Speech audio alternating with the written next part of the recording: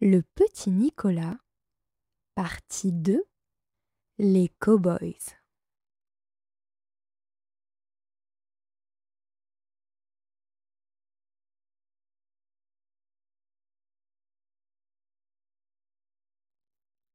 J'ai invité les copains à venir à la maison cet après-midi pour jouer aux cow-boys. Ils sont arrivés avec toutes leurs affaires. Rufus avait mis la panoplie d'agents de police que lui avait offerte son papa avec le képi, les menottes, le revolver, le bâton blanc et le sifflet à roulettes. Hud portait le vieux chapeau boy scout de son grand frère et un ceinturon avec des tas de cartouches en bois et 2 étuis dans lesquels il y avait des revolvers terribles avec des crosses faites dans le même genre d'os que le poudrier que papa a acheté à maman après qu'ils se sont disputés à cause du rôti qui était trop cuit, mais maman disait que c'était parce que papa était arrivé en retard. Alceste était en indien. Il avait une hache en bois et des plumes sur la tête. Il ressemblait à un gros poulet.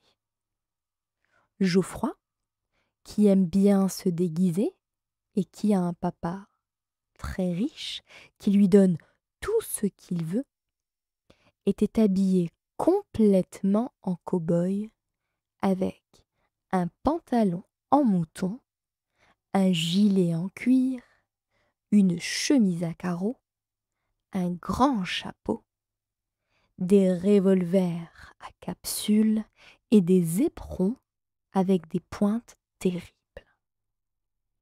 Moi, j'avais un masque noir qu'on m'avait donné pour Mardi Gras, mon fusil à flèche et un mouchoir rouge autour du cou qui est un vieux foulard à ma maman.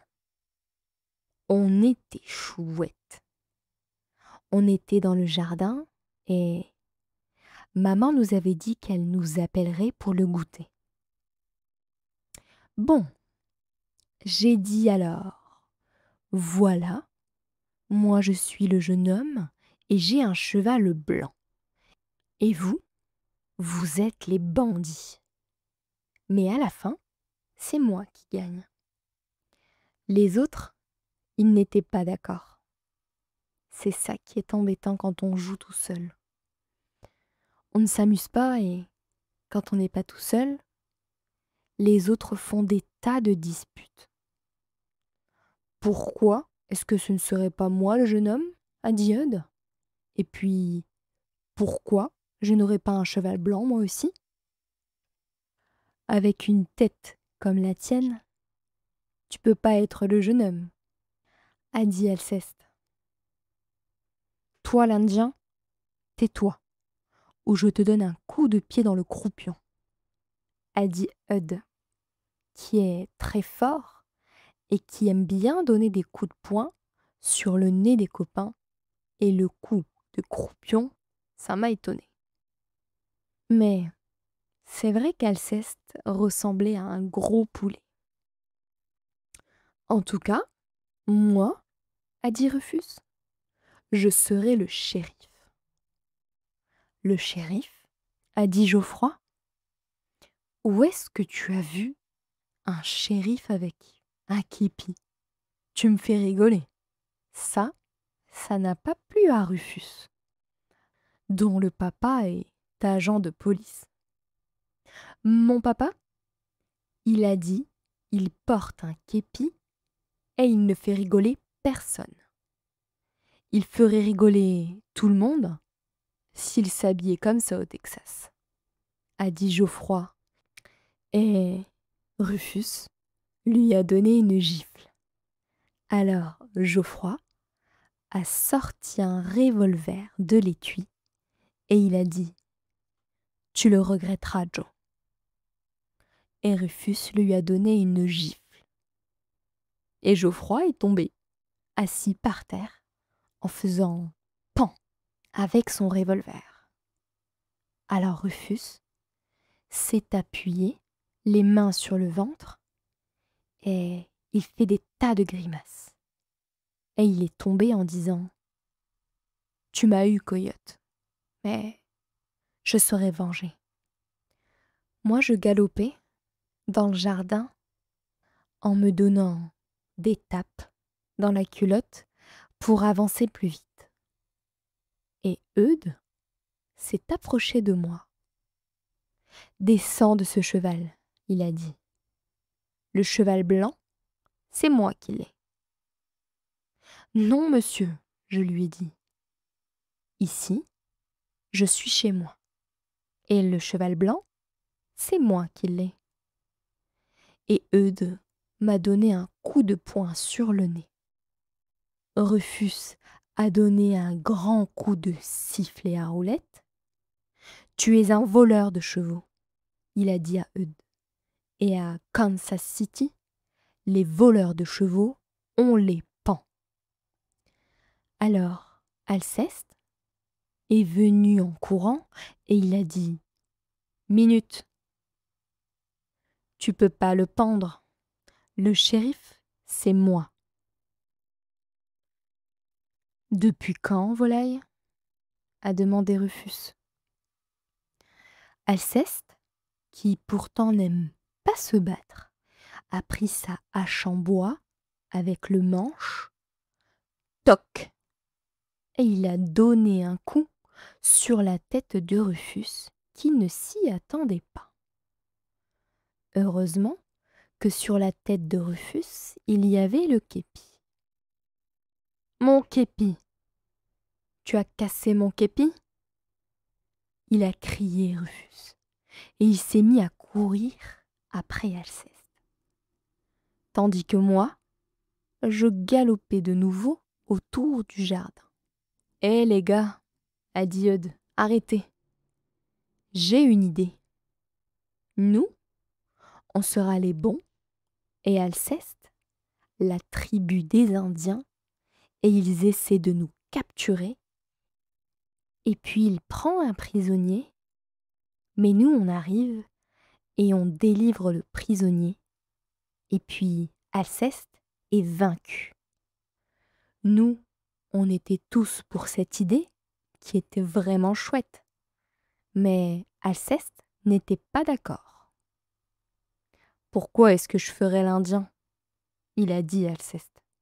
« Parce que tu as des plumes sur la tête, idiot !» a répondu Geoffroy. « Et puis si ça ne te plaît pas, tu ne joues plus. C'est vrai ça. À la fin, tu nous embêtes. » « Eh ben, puisque c'est comme ça, je ne joue plus, » a dit Alceste. Et il est allé dans un coin bouder et manger un pain au chocolat qu'il avait dans sa poche. « Il faut qu'il joue, » a dit Eudes. « C'est le seul Indien que nous ayons d'ailleurs. S'il ne joue pas, je le plume. » Alceste a dit que, bon, qu'il voulait bien, mais à condition d'être un bon Indien à la fin. « D'accord, d'accord, » a dit Geoffroy. « Ce que tu peux être contrariant tout de même. » « Et le prisonnier, ce sera qui ? » ?»« J'ai demandé Ben. Ce sera Geoffroy, » a dit Eudes. « On va l'attacher à l'arbre avec la corde à linge. »« Mais ça va pas, non ? » a demandé Geoffroy. « Pourquoi moi ? » ?»« Je ne peux pas être le prisonnier. Je suis le mieux habillé de tous. »« Ben quoi ? » a répondu Eudes. « Ce n'est pas parce que j'ai un cheval blanc que je refuse de jouer. Le cheval blanc, c'est moi qui l'ai, j'ai dit. » Eudes s'est fâché. Il a dit que le cheval blanc, c'était lui, et que si ça ne me plaisait pas, il me donnerait un autre coup de poing sur le nez. Essaie, j'ai dit. Et il a réussi. Bouge pas, Oklahoma Kid, criait Geoffroy, et il tirait des coups de revolver partout. Rufus, lui, donnait du sifflet à roulette, et il disait « Ouais, je suis le shérif, ouais, je vous arrête tous. » Et Alceste, lui, a donné un coup de hache sur le képi en disant qu'il le faisait prisonnier, et Rufus s'est fâché parce que son sifflet à roulette était tombé dans l'herbe. Moi, je pleurais et je disais à Eudes qu'ici, j'étais chez moi et que je ne voulais plus le voir. Tout le monde criait, c'était chouette. On rigolait bien, terrible. Et puis papa est sorti de la maison, l'air pas content. Eh bien, les enfants, qu'est-ce que c'est que ce vacarme? Vous ne savez pas vous amuser gentiment?